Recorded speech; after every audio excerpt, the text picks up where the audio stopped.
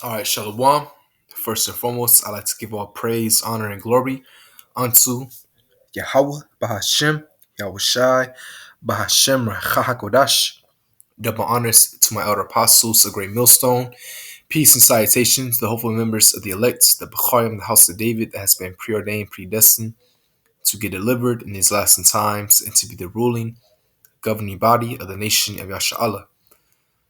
So I want to go into a lesson on, we see what's going on lately, all right, with the Discord camp Sakari, all right, and they put their foot in their mouth, man. All right, they really dug a ditch that they cannot get out, all right, and now they're saying that you can have sex on the Sabbath, which is totally off. Even Christians, hardcore Christians, know not to do that. So it's really common sense, but hey, we're here to edify, you know, the sincere believers and to defend the gospel, all right, and to rebuke, to rebuke, all right, to exhort. In this case, we are rebuking because this is totally off, all right, and these are wicked men, and if you're still following them, hey, man, you're gonna be in that ditch with them, all right. So let's just get Exodus, all right, 31, and go into a law, which they, you know, swear that they keep 100%. But here it is. Now they're saying you can have sex on the Sabbath. All right. So Exodus chapter 31. I'm going to start at 13.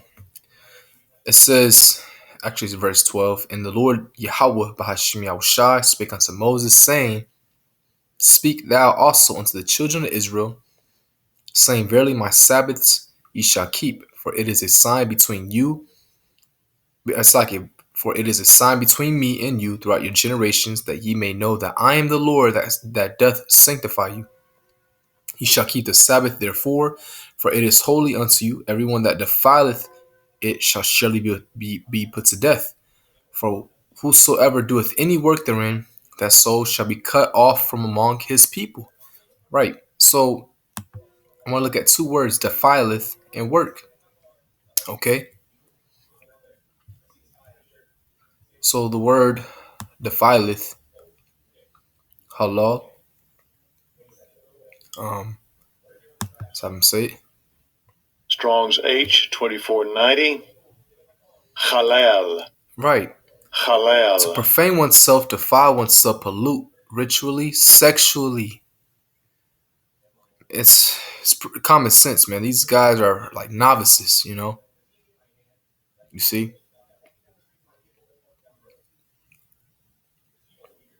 So, right, defiling, all right, to pollute. And when you have sex, you are unclean.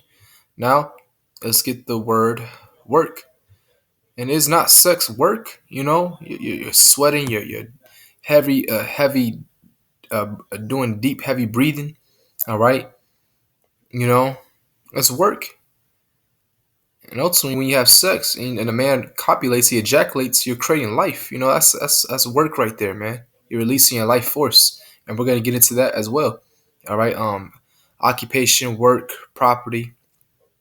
Let's continue. Work abstractly or concretely as a result of labor. All right. So any type of work, which we're keeping the law, statute, commandments to the best of our ability. The scriptures say what to keep in roughly paraphrasing it. Actually, let me get it real quick. All right. It says to rehearse. All right, the righteous acts. Okay. But you keep the laws, statute, commandments to the best of your ability. Some we can't keep. We just can't keep. We're in captivity. All right. But scriptures say don't willful sin. Now, come on, man. It's a Sabbath, and you having sex, you can stop yourself from doing that. All right. You can stop yourself. You don't have to have sex on the Shabbat. You want to keep it holy to please Yahweh Shemashai. You want to keep it holy to the best of your ability. Some brothers may have to work, but sex is a different story. That's a pleasure. You want to do that because you want to do that. All right. We have to fear Yahweh Shemashai and keep his Sabbaths holy. All right, to the best of our ability. You know.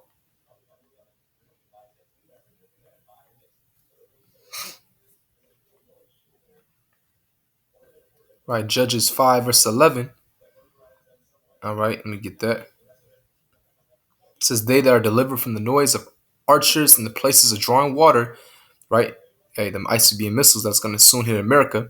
There, they shall rehearse the righteous acts of the Lord. And it's the land of our captivity, America. And this place will be nuked. And we are rehearsing the righteous acts to the best of our ability.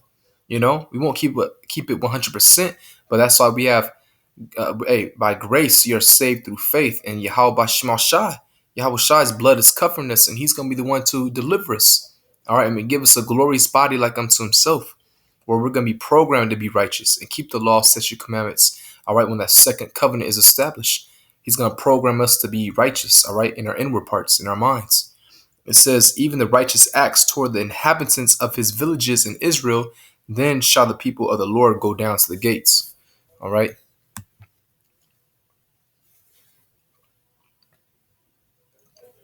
So let's go back.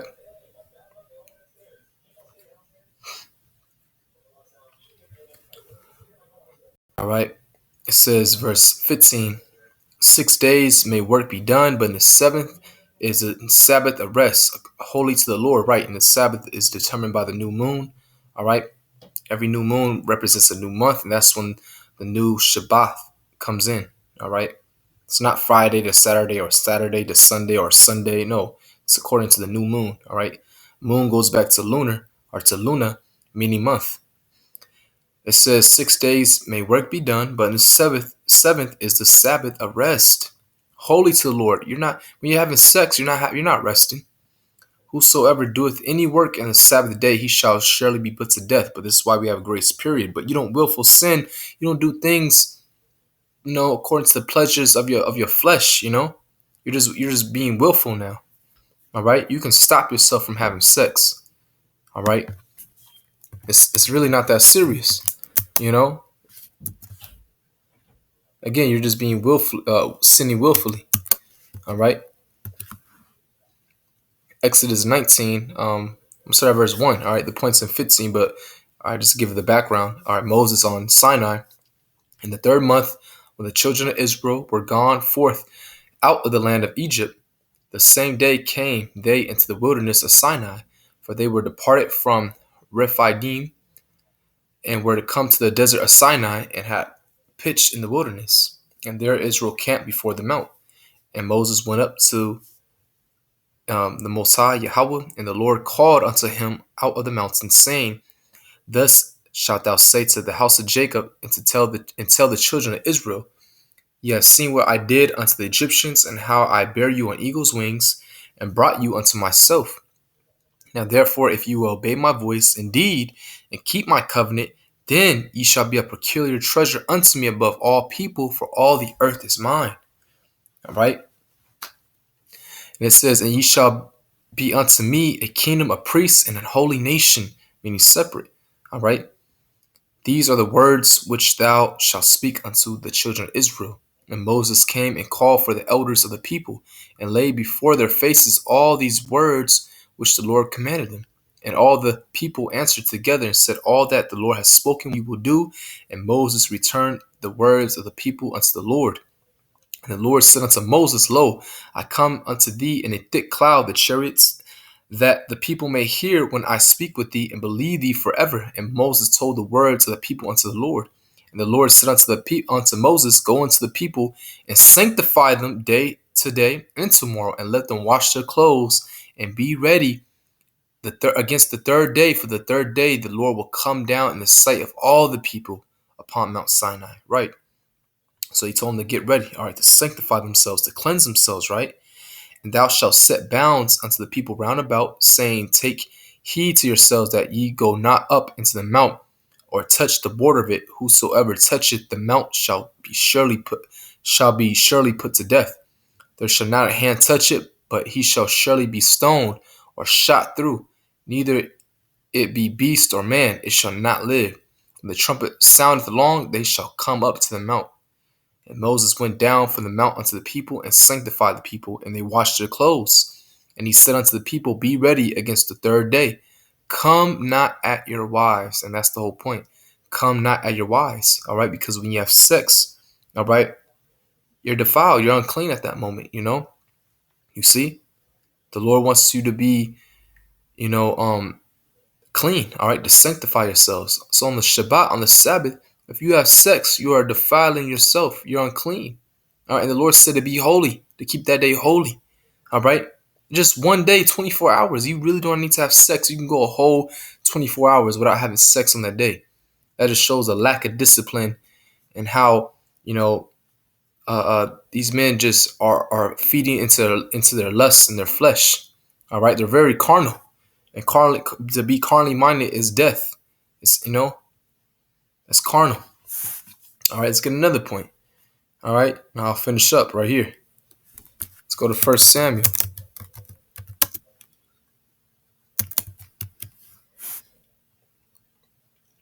1 Samuel chapter 20,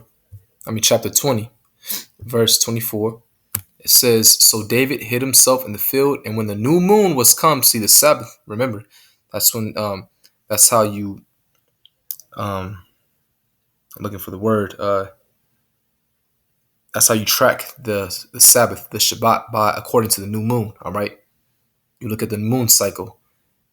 A full moon means you're actually in the middle of a month, all right? And you can look at the moon cycle. I won't go into it now, maybe another lesson. But a new moon means a new month, all right? That's when a new Shabbat begins, okay? Right now, it's a new Shabbat, actually, all right? It just came in tonight, you see? A sunset. It's sunset to sunset, all right? 24 hours, you see?